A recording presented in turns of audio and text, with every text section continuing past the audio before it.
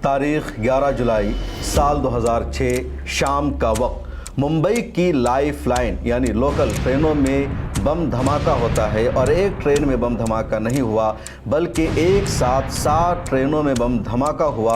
और मुंबई जिसके बारे में कहा जाता है ये शहर कभी सोता नहीं, ये शहर कभी थमता नहीं, ये शहर कभी रुकता नहीं, वो मुंबई रुक गया।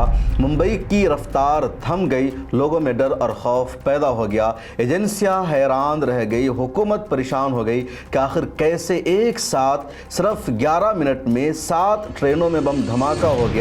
एजेंसियों को पता नहीं चल सका, पुलिस को अंदाज़ा नहीं लग सका और 209 लोगों की मौत हो जाती है, 700 से ज़्यादा शहरी ज़ख्मी हो जाते हैं। उसके बाद पुलिस ने तफ्तीश शुरू की, इंक्वायरी शुरू की और 13 लोगों को गिरफ्तार किया गया। वो 13 के 13 मुसलमान थे। लोकल अदालत में मामला पहुंचा और अदालत ने 13 में से एक शख्स को बरी कर दिया, 12 अफराद को सज़ा सुनाई, 5 को फांसी की सज़ा सुनाई गई और 7 को उम्र कैद की सज़ा सुनाई गई। और जब मामला पहुंचा बॉम्बे हाई कोर्ट तो वहाँ कोई भी सबूत सही नहीं साबित हुआ। पुलिस ने जो सबूत पेश किया था, पुलिस ने जो ज़बरदस्ती बयान लिया था, पुलिस ने जिन गवाहों को पेश किया था, बॉम्बे हाई कोर्ट ने इन सब को गलत करार दिया, इन सब को झूठ पर मबनी बताया और इन तमाम लोगों को बरी करार दिया। क्या है पूरा मामला और कैसे मुंबई में इतना बड़ा बम धमाका हुआ, किसने इसको अंजाम दिया, किस पर इल्ज़ाम लगा था, उनके क्या नाम हैं, इस वीडियो में आपको पूरी तफसील बताने जा रहे हैं। लेकिन उससे पहले आपसे गुजारिश है कि मिल्लत टाइम्स की मेंबरशिप ले लीजिए। अगर आपने अभी तक मिल्लत टाइम्स की मेंबरशिप नहीं ली है, यहाँ एक वीडियो है, उसको गौर से सुनिए और इस पर अमल कीजिए। मिल्लत टाइम्स आपके लिए लेकर आया है सब्सक्रिप्शन प्रोग्राम। डिस्क्रिप्शन में मौजूद लिंक पर क्लिक करें या यहाँ दिया गया QR कोड स्कैन करें, जिसके बाद एक पेज खुलेगा जहां आप 99 रुपये का या कोई दूसरा प्लान चुन सकते हैं। फिर सब्सक्राइब नाउ पर क्लिक करें, उसके बाद अपना ईमेल, फ़ोन नंबर और नाम दर्ज करें और प्रोसीड पर जाएं। एक नया पेज खुलेगा जहां आपको अपना UPI ID डालना है। फिर फ़ोन पे, गूगल पे या पेटीएम पर जाएं और वहां जो नोटिफिकेशन आया है उसको ओके कर दें। बस आप बन जाएंगे मिल्लत टाइम्स के सब्सक्राइबर और खुसूसी मेंबर। और आइए अब आपको बताते हैं पूरा मामला क्या है। 19 साल पुराना मामला है। मुंबई में साल 2006 में लोकल ट्रेनों में बम ब्लास्ट हुआ और एक साथ 7 ट्रेनों में बम ब्लास्ट हुआ। मुंबई की लाइफ लाइन लोकल ट्रेन मानी जाती है और उसकी जो वेस्टर्न लाइन थी, वेस्टर्न लाइन की 7 ट्रेनों में धमाका होता है और ये 7 ट्रेनें चर्च गेट से निकलती है और मुख्तलिफ स्टेशन की तरफ जाती है।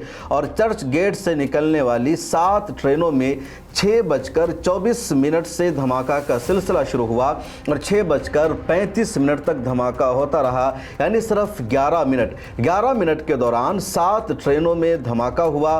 प्रेशर कुकर का बम धमाका के लिए इस्तेमाल किया गया था। कहीं 20 लोगों की, कहीं 40 लोगों की, कहीं 10 लोगों की मौत होती है। कहीं पर ऐसा हुआ कि ट्रेन जा रही थी, 2 स्टेशन के बीच में ट्रेन थी, अचानक धमाका हो जाता है, अफरा तफरी मच जाती है। कहीं ऐसा हुआ कि ट्रेन प्लेटफॉर्म पर रुकी हुई थी, लोग ट्रेन में दाखिल हो रहे थे, कुछ लोग ट्रेन से उतर रहे थे, उस दौरान हमला होता है, उस दौरान बम धमाका होता है और अफरा तफरी मच जाती है। किस तरह ये धमाके हुए उसकी तफसील भी आप अपने स्क्रीन पर देख सकते हैं। पहला धमाका हुआ 6:24 पर। चर्च गेट से एक ट्रेन जा रही थी और खलद रोड और सेंटा क्रूज के बीच में ये ट्रेन थी। तभी इस ट्रेन के फर्स्ट क्लास में प्रेशर कुकर से बम धमाका होता है और 9 लोगों की मौत हो जाती है। दूसरा धमाका होता है ठीक 6:24 पर ही और ये ट्रेन भी चर्च गेट से बोरीवली जा रही होती है और बांद्रा और खर रोड के बीच में इस ट्रेन में बम धमाका होता है और 22 लोगों की मौत हो जाती है। उसके बाद चर्च गेट से एक और ट्रेन बोरीवली जा रही होती है और ये लोकल ट्रेन जोगेश्वरी के प्लेटफॉर्म नंबर 1 पर रुकी हुई थी। यहाँ भी फर्स्ट क्लास में प्रेशर कुकर से बम धमाका होता है, 28 लोगों की मौत हो जाती है 6:25 पर। उसके बाद अगला धमाका होता है 6:26 पर। यह ट्रेन भी चर्च गेट से बोरीवली जा रही थी। माहिम जंक्शन के प्लेटफॉर्म नंबर 3 पर यह लोकल ट्रेन रुकी हुई थी जहां बम धमाका होता है اور 43 لوگوں کی موت ہو جاتی ہے۔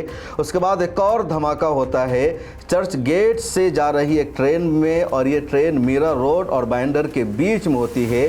بھائنڈر اور میرا روڈ کے بیچ میں جو ٹرین ہے اس میں 6:29 پر دھماکہ ہوتا ہے، 31 لوگوں کی موت ہو جاتی ہے۔ اس کے بعد چھٹا دھماکہ ہوتا ہے 6:30 پر۔ یہ ٹرین بھی چرچ گیٹ سے ویرار کی طرف جا رہی تھی، اور مٹونگا روڈ اور ماہم جنکشن کے بیچ میں جب یہ ٹرین ہوتی ہے تبھی بم دھماکہ ہوتا ہے اور 28 لوگوں کی موت ہو جاتی ہے۔ 7واں بم دھماکہ ہوتا ہے 6:35 پر۔ یہ ٹرین بھی بورے ولی سے ویرار کے لیے کھلتی ہے، اور جیسے بورے ولی کے آس پاس سے ٹرین پہنچتی ہے دھماکہ ہوتا ہے، اور اس دھماکے میں 26 لوگوں کی موت ہو جاتی ہے۔ کل 209 لوگوں کی موت ہوتی ہے، 714 لوگ زخمی ہو جاتے ہیں، اور صرف 11 منٹ یعنی 6:24 پر سلسلہ وار بم بلاسٹ شروع ہوتا ہے، اور 6:35 تک یہ جاری رہا۔ اس دوران پولیس گھبرا گئی، آرمی گھبرا گئی، ایجنسی حیران ہو گئی کہ آخر یہ دھماکہ کیسے ہوا، کس نے کیا، کس نے پلاننگ کی تھی۔ اس کے بعد پولیس نے پورے ممبئی کو بند کر دیا، تمام ٹرینیں رک گئی، چھان بین شروع ہوئی، تفتیش شروع ہوئی، اور گرفتاری کا سلسلہ شروع ہوا۔ بے شمار لوگوں کو گرفتار کیا گیا، ان سب کو عدالت میں پیش کیا گیا، اور فائنلی ممبئی کی لوکل عدالت نے 13 میں سے 12 افراد کو مجرم قرار دیا۔ عبدالواحد شیخ کو رہا کر دیا کیونکہ عبدالواحد شیخ کے خلاف کوئی بھی ثبوت نہیں مل سکا۔ اس کے علاوہ اگست کے مہینے میں انکاؤنٹر کر کے ایک کو مار دیا جاتا ہے، ایک اور کی ہلاکت ہو جاتی ہے، اور کہا گیا کہ پاکستان کا یہ شہری تھا۔ اس کے بعد تفتیش اور انکوائری میں یہ بات سامنے آئی کہ پاکستان کی دہشت گرد تنظیم لشکر طیبہ کا اس حملے کے پیچھے ہاتھ تھا۔ اس کے علاوہ سیمی جو انڈیا کی ایک بین آرگنائزیشن ہے اس کا بھی اس حملے میں ہاتھ تھا، اور پاکستان کی خفیہ ایجنسی ISI نے اس پورے حملے کو سپورٹ کیا تھا۔ سیمی انڈیا میں بین ہے لیکن اس پر بھی الزام لگایا گیا، اور سیمی کے کچھ ممبروں کو بھی گرفتار کیا گیا۔ سیمی مطلب students Islamic movement of India. ان 13 لوگوں کو کلیدی ملزم بتایا گیا، ان کو گرفتار کیا گیا اور ممبئی کی لوکل عدالت میں پیش کیا گیا۔ ممبئی کی لوکل عدالت نے 11 ستمبر سال 2015 میں اپنا فیصلہ سنایا، اور ان میں سے 5 لوگوں کو کلیدی مجرم قرار دیتے ہوئے انہیں پھانسی کی سزا سنائی گئی۔ 7 افراد کو عمر قید کی سزا سنائی گئی۔ بعد میں عبدالواحد شیخ کو بری کر دیا گیا کہ ان کے خلاف مکمل ثبوت نہیں ملا۔ جب لوکل عدالت کا فیصلہ آیا تو جمعیت علماء ہند مہاراشٹرا کی یونٹ نے یا کہہ لیجیے لیگل سیل نے بمبئی ہائی کورٹ میں اس فیصلے کو چیلنج کیا۔ دوسری تنظیموں نے بھی اس فیصلے میں مدد کی، اور 2015 سے 2025 تک یعنی پچھلے 10 سالوں سے لگاتار بمبئی ہائی کورٹ میں مقدمہ چلتا رہا، اور 21 جولائی 2025 کو بمبئی ہائی کورٹ نے فیصلہ سنایا، اور اپنے فیصلے میں بمبئی ہائی کورٹ نے کہا کہ ان لوگوں پر جو الزام لگایا گیا تھا FIR میں اور چارج شیٹ میں پولیس نے اور مہاراشٹرا ATS نے جو دعویٰ کیا تھا اس کا ثبوت نہیں مل سکا۔ جو ثبوت پیش کیے گئے ہیں ان ثبوتوں میں کوئی سچائی نہیں ہے، اس لیے ان تمام ملزموں کو بری کیا جاتا ہے، ان کو رہا کیا جاتا ہے۔ عدالت نے کہا کہ ATS نے یہ دعویٰ کیا ہے کہ ان تمام ملزمان نے اپنے جرم کو قبول کیا ہے کہ انہوں نے ہی پاکستان سے فنڈنگ لی تھی، انہوں نے ہی پاکستان کے کہنے پر حملہ کیا تھا، ISI کا اس حملے میں ہاتھ تھا۔ لیکن بمبئی ہائی کورٹ نے مانا کہ ملزمان کے یہ جو بیان ہیں ان بیانوں کے پیچھے صداقت اور سچائی نہیں ہے، بلکہ ان پر تشدد کیا گیا، ان کے ساتھ وائلنس کیا گیا، اور زبردستی ان کو اس طرح کا بیان درج کرانے پر، اس طرح کا بیان دینے پر مجبور کیا گیا۔ اس کے علاوہ تمام وکٹمز کے بیان ایک جیسے ہیں، اس لیے بمبئی ہائی کورٹ نے ان بیانوں کو یا کہہ لیجئے اقبال نامہ کو خارج کر دیا۔ دوسری تنقید بمبئی ہائی کورٹ نے گواہوں پر کی۔ بمبئی ہائی کورٹ نے کہا کہ گواہوں کو بہت دیر سے پیش کیا گیا اور گواہوں کا جو بیان ہے اس میں تضاد ہے، اور اس طرح کے گواہوں کے بیان کو معتبر نہیں مانا جا سکتا۔ بمبئی ہائی کورٹ نے یہ بھی کہا کہ جو ٹیکسی ڈرائیور ہے یا جو دوسرے پیسنجر ہیں ان کو گواہ بنا کر پیش کیا گیا، حالانکہ کافی دنوں کے بعد پیش کیا گیا، اور جس طرح کا گواہوں نے بیان دیا ہے اس سے ان گواہوں کی اہلیت پر ہی سوال اٹھتا ہے۔ بمبئی ہائی کورٹ نے یہ بھی کہا کہ RDX اور دھماکہ خیز سامان جو ان کے پاس سے ملا، جو ضبط کیا گیا ان کے گھروں سے، اس کو دیکھ کر بھی پتہ لگ رہا ہے کہ یہ اوریجنل سب کچھ نہیں تھا بلکہ کچھ نہ کچھ سازش کی گئی تھی، اس لیے اس طرح کے دعویٰ کو بھی خارج کیا جاتا ہے۔ بمبئی ہائی کورٹ نے CDR کے تباہ ہونے اور کال ڈیٹا اویلیبل نہ ہو جانے پر بھی سوال اٹھایا اور کہا اس سے معاملے کی جانچ اور تفتیش پر سوال اٹھتا ہے اور اسی وجہ سے اس طرح کے ڈاکیومنٹس کو ویلڈ نہیں مانا جائے گا۔ یہ تمام تنقید کرتے ہوئے بمبئی ہائی کورٹ نے 11 جولائی کو تمام 12 ملزمان کو رہا کر دیا۔ یہ لوگ جیل میں بند تھے، فوری طور پر ان کو جیل سے باہر کرنے کا بھی فیصلہ سنا دیا، اور جب بمبئی ہائی کورٹ کا یہ فیصلہ آیا تو مہاراشٹر کی سرکار کو برداشت نہیں ہو سکا۔ بمبئی ہائی کورٹ میں اس کیس کی سنوائی کر رہے تھے جسٹس انل کلور اور جسٹس شیم چاندک۔ ان دونوں جج نے اس پورے معاملے کی سنوائی کی، پولیس کے دعویٰ پر سوال اٹھایا اور فائنلی 12 مسلمانوں کو رہا کر دیا۔ ان کے اوپر جو الزام لگایا گیا تھا اس کو غلط بتایا، اور جیسے بمبئی ہائی کورٹ کی خصوصی بینچ کا یہ فیصلہ آتا ہے، مہاراشٹر سرکار کو یہ فیصلہ برداشت نہیں ہو سکا۔ دیش کی اپوزیشن پارٹیوں نے بھی اس فیصلے پر سوال اٹھا دیا۔ سبھی نے ایک زبان ہو کر کے کہا کہ ان تمام ملزموں کو پھانسی ملنی چاہیے۔ بمبئی ہائی کورٹ کا یہ فیصلہ غلط ہے۔ بمبئی ہائی کورٹ نے غلط دلیل دے کر کے اور غلط وجوہات کو بنیاد بنا کر کے اس طرح کا فیصلہ سنایا ہے۔ ماضی میں اس سے پہلے بھی کئی اہم بم دھماکوں کا معاملہ سامنے آیا تھا۔ ان تمام بم دھماکوں کا الزام سیدھے عام مسلمانوں پر لگایا گیا۔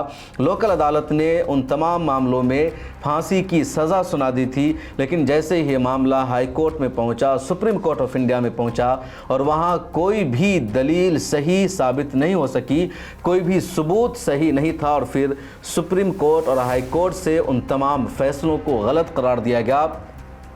پھانسی کی سزا کو ختم کرنے کا آدیش آیا۔ اب اس معاملے میں کیا ہوتا ہے بہت اہم ہے۔ ان تمام لوگوں پر UAPA اور ٹاڈا کے تحت کارروائی کی گئی تھی، لیکن بمبئی ہائی کورٹ نے ان تمام دلیلوں کو غلط قرار دیا، اور جو اصل مجرم ہیں، جو اصل گنہگار ہیں، وہ ابھی تک گرفتار نہیں ہو سکے۔ بمبئی ہائی کورٹ کا فیصلہ یہی بتا رہا ہے۔ سال 2006 میں سینٹر اور مہاراشٹر دونوں جگہ کانگریس کی سرکار تھی، اور کانگریس کی سرکار یعنی سال 2004 سے 2014 تک، اور خاص طور پر 2005 سے 2010 کے بیچ میں دیش کے مختلف علاقوں میں بڑے بڑے بم دھماکے ہوئے، اور ان تمام بم دھماکوں کا الزام سیدھے مسلمانوں پر لگایا گیا، مسلمانوں کو دہشت گرد ٹھہرایا گیا، اور مختلف علاقوں سے بڑی تعداد میں مسلمانوں کو گرفتار بھی کیا گیا، لیکن عدالت سے ان تمام مسلمانوں کو لگاتار رہائی ملی، ان مسلمانوں کو بری قرار دیا گیا۔ لوکل عدالت نے تو مسلمانوں کو مجرم ٹھہرایا، لیکن ہائی کورٹ اور سپریم کورٹ سے مسلمانوں کی رہائی ملتی رہی۔ ممبئی لوکل ٹرین بم دھماکے میں بھی جن مسلمانوں کو ملزم قرار دیا گیا تھا، جن کو ماسٹر مائنڈ بتایا جا رہا تھا، بمبئی ہائی کورٹ نے ان کو بے گناہ بتایا ہے، ان کو بے قصور ثابت کیا ہے۔ اب آپ کی کیا رائے ہے؟ کس کو آپ اصل ذمہ دار ٹھہراتے ہیں؟ کمنٹ سیکشن میں ضرور لکھیں۔ ملا ٹائمز کو سوشل میڈیا کے سبھی پلیٹ فارم پر فالو کر لیجئے، اور ہماری ممبرشپ ضرور لے لیجئے، ڈسکرپشن میں لنک موجود ہے۔